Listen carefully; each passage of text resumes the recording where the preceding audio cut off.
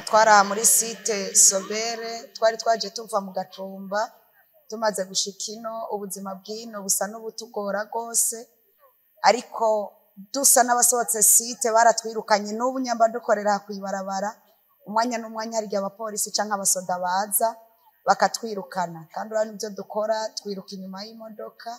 Ubuzima n'ubuzima nyene bwo guhangayika kubera umuntu muto muto ubuzima bwa kino usanga bugoye biragoye nyene ushobora kubaho utunza abana uterukanze cyo cyatumye rero tuzahakubarabara kugira ngo twirukane turondere ubuzima bw'abana.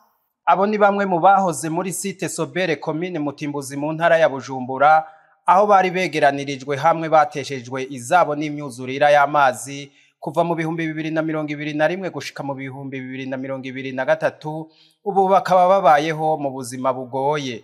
Bamwe muri bo bakaba batunze imiryango bagasaba leta ko yobagarukirako.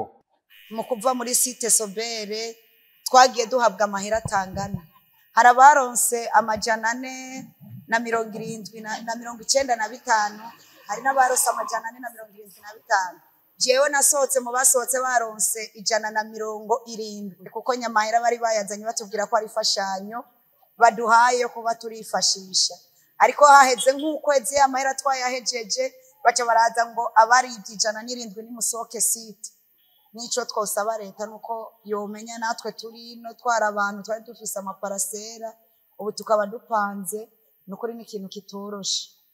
Nkaje mfise abana 6 mfise inda y'indwi harimo ubwana buto ndabusiga harimo nabiga rumva ntibinyorohera cyane. Ikintu cyosaba leta niko duha kwanza ahantu cuba bakaduha uduparasera uko bakangana kose umuntu yoshima nayo bakuguma baza ngo tuzoraba ngo batwandike badufashe tutagira aho cuba n'ubundi twebwe ntaco byodufasha.